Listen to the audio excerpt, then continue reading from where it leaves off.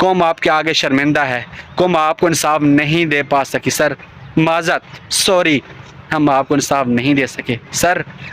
पाकिस्तान का कोई इदारा आपके साथ खड़ा नहीं है, आपके घर आपकी फैमिली आज भी आपकी कब्र को आपको इंसाफ देने की मुतलाशी है, वो चाहती है कि हम आपको इंसाफ दिलाएं, लेकिन कोई आपको इंसाफ नहीं दिला पा रहा। हैशटैग जस्टिस फॉर अरशद शरीफ लिखना तो गवारा करते हैं, हैशटैग अरशद शरीफ की नौयत जानते हैं, इसका कर्ज जानते हैं, अरशद शरीफ का कर्जदार है हम लोग।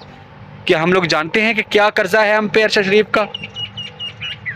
क्या ऐसे ही हज़ारों लोगों के जो बोलेंगे, जो पाकिस्तान मोहब्बत करने वाले पाकिस्तानी होंगे, क्या ऐसे उसको बुझा दीजिए? आखिर कब तक बुझाओगे यार? ये आज भी ये कब्र, ये H11 का कब्रिस्तान में अरशद शरीफ कब्र, उस पर लगा हुआ ये पाकिस्तान का परचम आज भी इंसाफ मांगता है। ये आज भी बता रहा है कि ये मुहिब वतन पाकिस्तानी था।